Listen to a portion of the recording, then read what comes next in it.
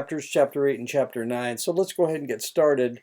Chapter 8 deals with expressing understanding. So let's go ahead.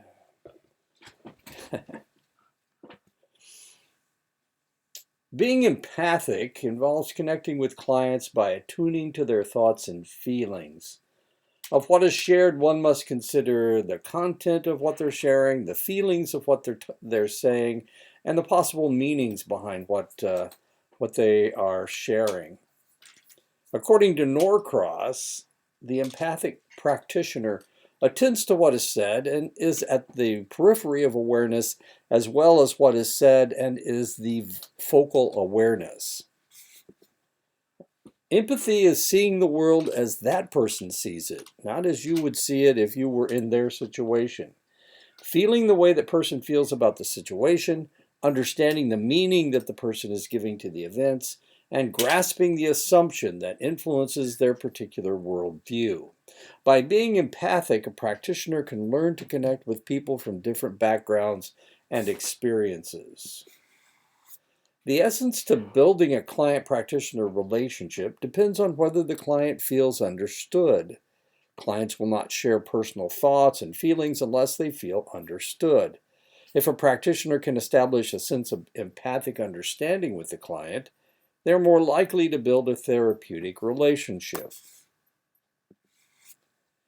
Expressing empathy means communicating an understanding of another person's experience, behavior, their viewpoint, the meanings behind what they're saying, and their feelings.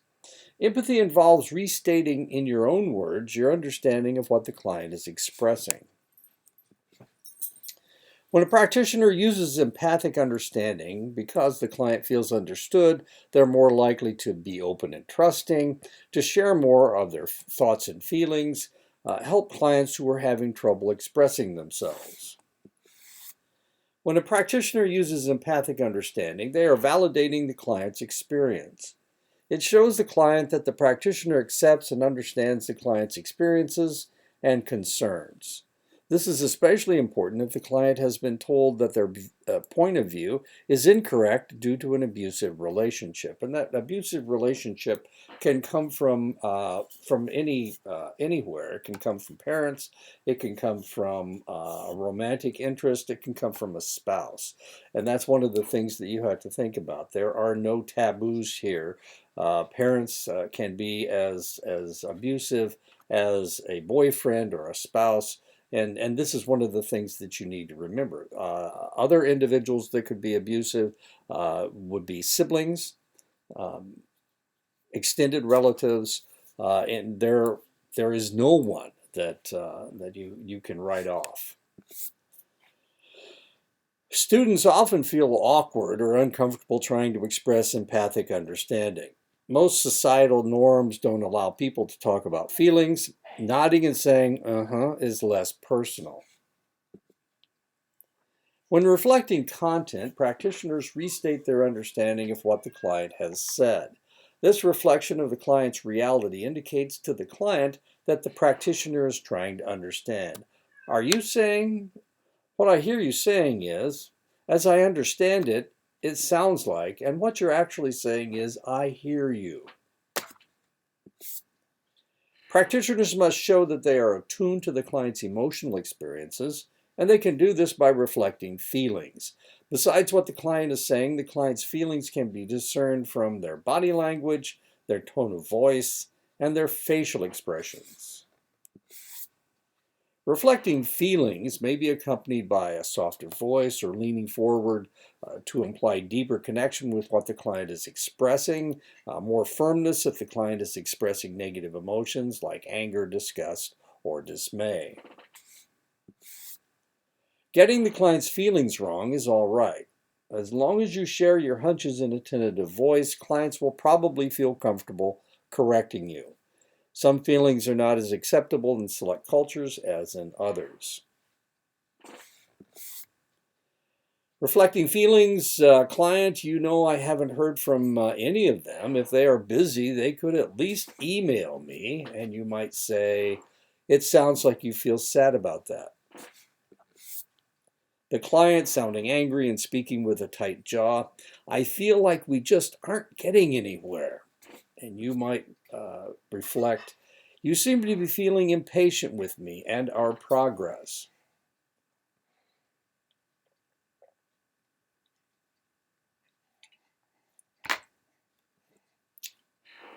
A client on a team, some of the people on this team just aren't carrying their weight.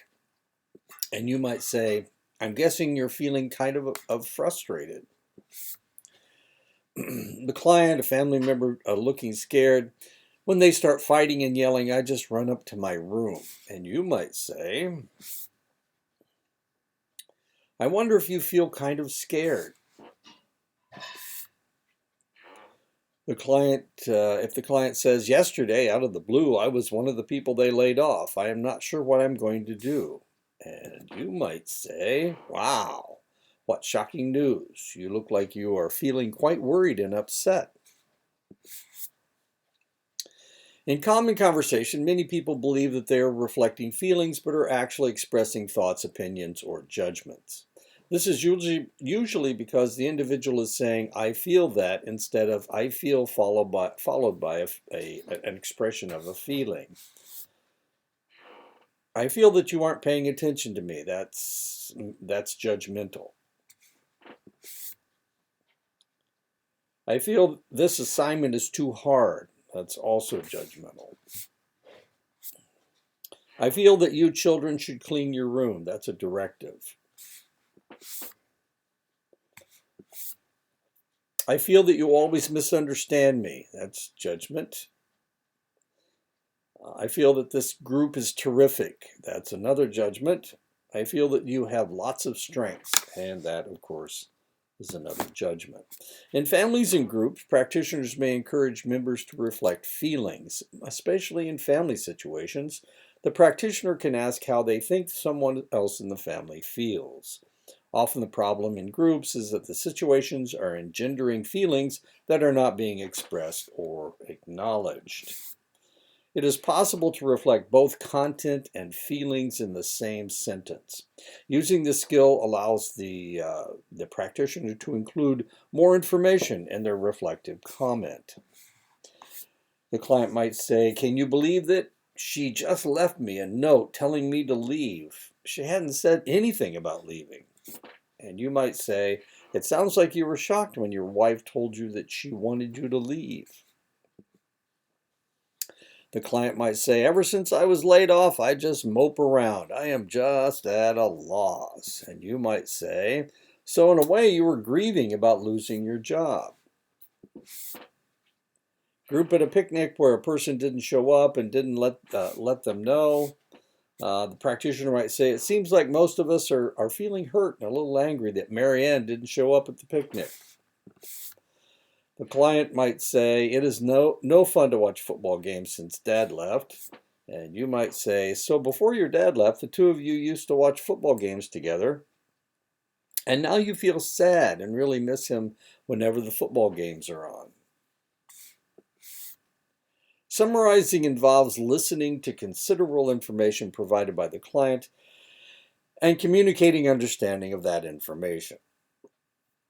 Sometimes clients have so much information to share that practitioners listen for some time before making a reflecting comment. And as I've said before, one of the most difficult things for some people is to listen, is for them not to want to speak constantly. And that's a bit of a trick, and it's something that counselors need to learn to do, is to shut up and listen. In the dominant culture in the United States, it is considered impolite to interrupt. But after taking in masses of information from the client, it is considered appropriate for the practitioner to interrupt in order to summarize. Client, I am really trying hard in school, but I can't seem to get the grades that I want. And you might say, you sound discouraged because even though you're working hard, you are disappointed with your grades. The client says, when I am angry with my friend, I tell her how I feel, and then she does the same thing again. And you might say, maybe, there it is. Oops, I'm sorry. And you might say, it sounds like you are unhappy because your friend has ignored what you told her about how you feel. That was a silly one. At the beginning of a session, as I remember our last meeting, we focused on how distressed you felt about your wife's roller coaster behavior toward you. When she is friendly, you feel good and get more work done. And when she is distant, you worry and have trouble sleeping and focusing on work. Is that how you remember it? At the end of a session to a group, you might say, we've discussed both sides of the issue and noted the pros and cons of each direction we could go. I appreciate how difficult this discussion has been for some of you. It appears that some members of the group seem to be troubled when people disagree with each other. During a session with a group, everyone in the group seems relieved that we have agreed to keep all the information confidential. At the end of a session with a family, Jamie and Mary, you seem to be ready to take charge of some of the family problems. It has been hard to disagree with your children on what should happen next. I can imagine that you children are upset because you think your opinions don't count. Reflecting meaning is when a practitioner expresses their understanding of the underlying meaning of what the client is discussing. Reflecting meaning is not as straightforward as understanding content or feelings. To understand meaning, practitioners need to not only be good observers of the behavior and tone that accompanies the content, but also must listen for the possible meaning a client is giving to a situation, an action, a thought, or a feeling. When working with clients who come from different backgrounds than your own, it is particularly important to express your tentative understanding of their meaning. For example, a student from a Chinese or Chinese American family must always get excellent grades or be considered a disgrace to their family. And this is very common. It's not universal, but it is very common in that ethnic group. Client wringing their hands and looking worried. I thought we had a good marriage until my husband told me that he lost his job and spent our family money on seeing call girls. We are very religious and want to put this marriage back together. And you might say, I hear you value your marriage and at the same time are shocked and worried about your husband's behavior. Is that right? Counseling group member, I really enjoy spending time with the man I am dating, but my job is so demanding these days that I am feeling stressed and worried about getting everything done. And you might say, it sounds like you really value time with George and also want to do a good job at work. Family member, since Bob the father lost his job, it seems like we go from one stress to the next all the time. It is like everyone is worried most of the time, not at all like it used to be. And you might say, so the stress related to Bob being unemployed is affecting everyone. Sounds like you're longing for the fun times you used to have in your family. Task group member, finishing this project is taking forever. I am sick of having to do so much extra work. I wonder if it is worth it. And you might say you sound frustrated and kind of discouraged too.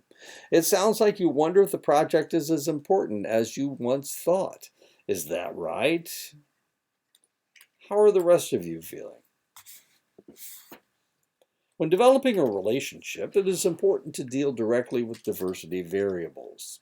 For many clients, having a worldview similar to that of the practitioner is more important than differences in age, ethnicity, race, gender, sexual orientation, education, physical differences. Language can prove to be a barrier, even when the practitioner and the client speak the same language.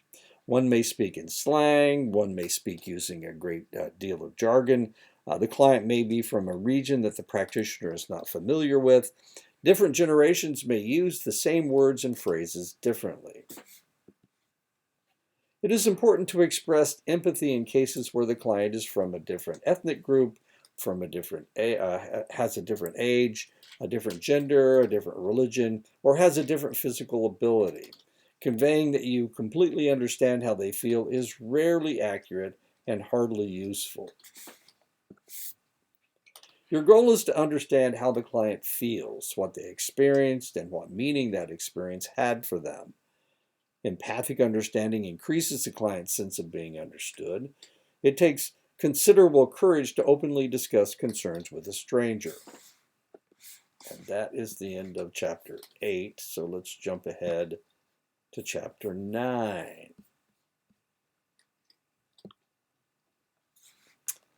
Further understanding. We're going to gain further understanding. Before asking questions, it is important to express understanding by reflecting feelings, content, meaning, and summarizing. We dealt with that in the last chapter. Questioning without expressing understanding may seem like grilling. Open-ended questions are questions that require more than one or two-word answers. They invite clients to express opinions and feelings. Open-ended questions generally begin with who, what, when, or how. How do you feel about that? Tell me about. And I've had clients in my past that you could only get one or two words out of, and you got to probe and probe and probe. And usually, when they become more comfortable with you, then you can get more information out of them. Some people just don't like to talk. Will you tell me more about? Will you tell me more about how you feel when? Will you explain more about? Tell me about who has helped you with this problem. How have other people helped you with this problem? What led you to seek help at this time? Tell me about improvements you have noticed since our last appointment. What would your life be like if this problem wasn't going on? How about others you know solve this type of problem? How have others you know solved this type of problem? Who have you talked to about this problem? How did it help to talk to others about the problem? Real tough to give one-word answers to these. Tell me about what it feels like to have this problem. How have you solved other problems in your life? What do you understand about the kind of help I might offer you? Tell me about what you have done to work on this problem. Closed-ended questions are questions that can be answered with one or two words. Closed-ended questions are appropriate when the counselor is seeking specific information. How old are you? What is your address? How many other people live in your house? They give you facts and are easy to answer. Skilled practitioners choose the type of question to ask based on their goals. Beginning practitioners often overuse closed-ended questions. Using closed-ended questions may imply a practitioner's need to be in control rather than work collaboratively with the client. And this is something you got to be really careful of. You don't want to be in control. You want to allow your client to speak freely. Some clients treat open-ended questions as closed-ended questions by giving one-word responses, and this is what I was talking about before. It is necessary for the counselor to encourage them to speak more. Tell me more about. A good way to get them to say something else. When did this problem start? What do you like about school? What do you do when your husband comes home drunk?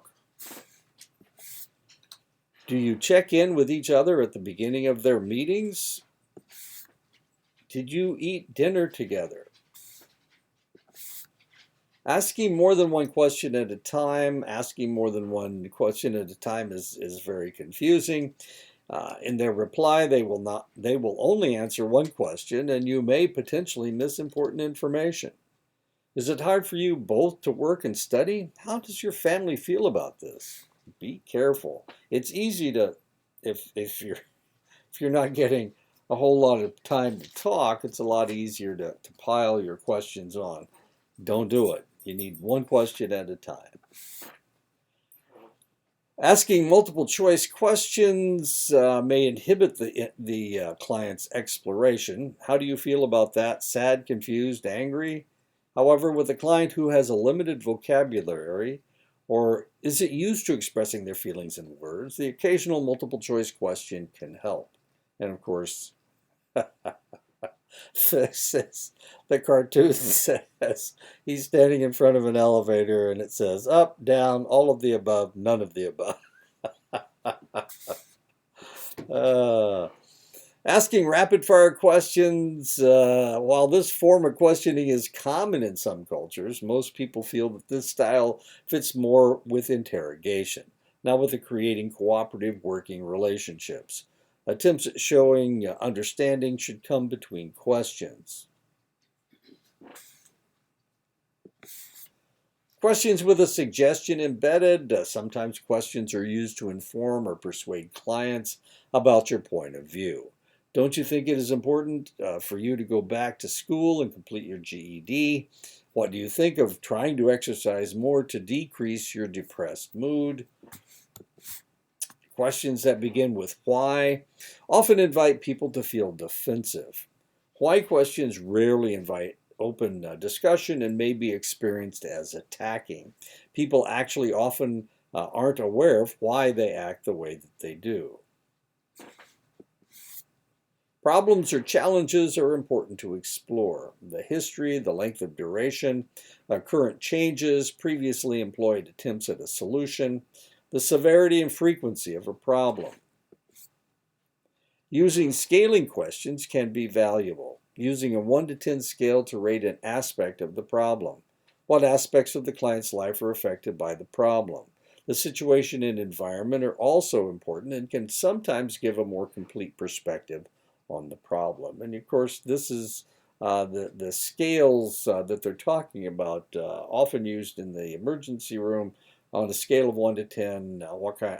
How severe is your pain? This is really common when now, and especially since they've invented more opioid painkillers. Then a lot of times, when the doctor wants to know how much pain you're in, they will do it on a scale of 1 to 10.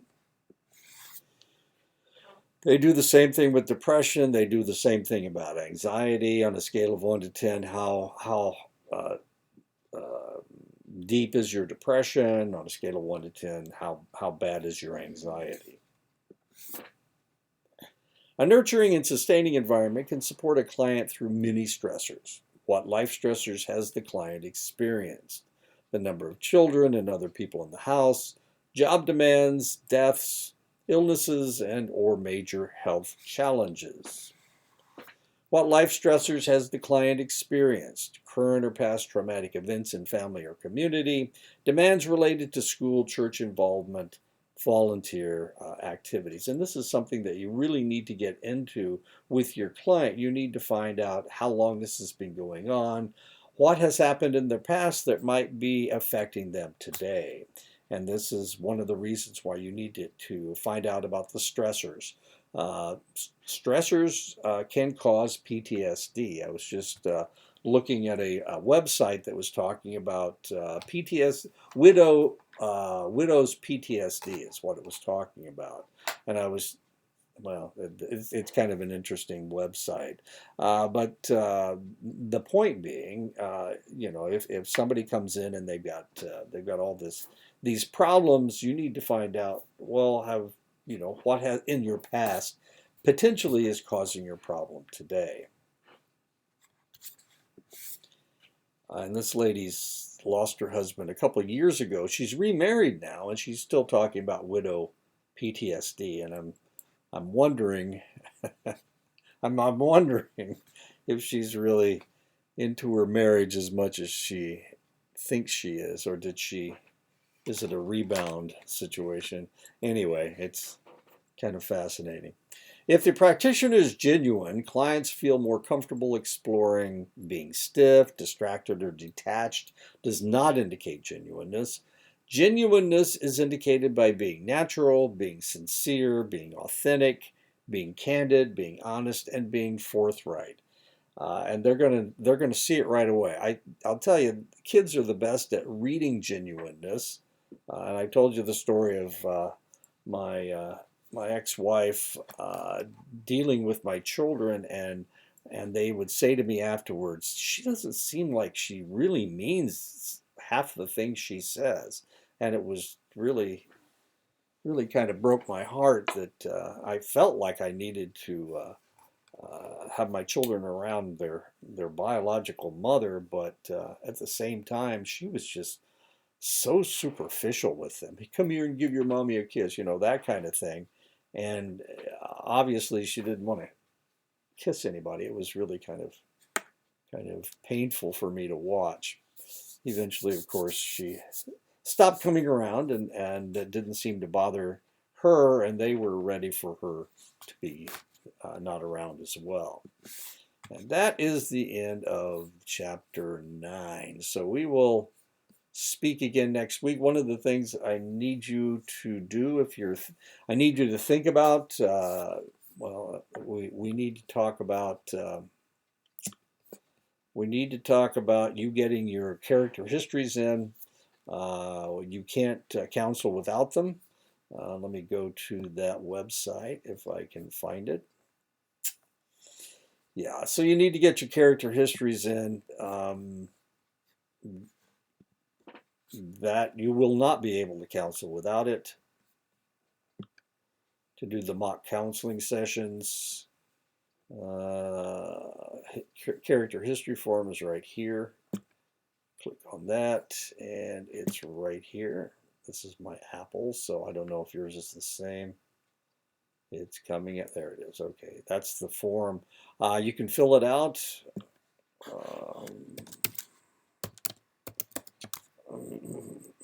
There you go. That's my old buddy George.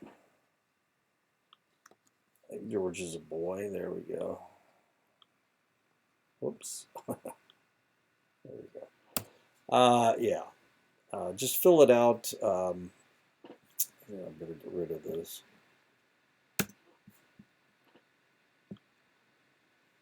Fill it out and turn it into me. Once you turn it into me, then I will put it on the discussion page. I have one right now. Oops, don't say. There we go. I have one right now, I think. And I can show you how I do this. It's right here. What am I doing? That's not right.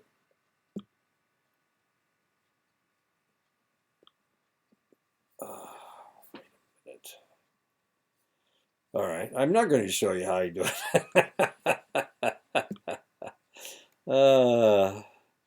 I need my box. There it is. The drop box for character histories. Let's see if I can open this thing up. And there's no place to open. Okay. 50 points each. Well, anyway, I'll figure it out. You need to get those in so that I can get them up. I will work on that. And I'll see you next week.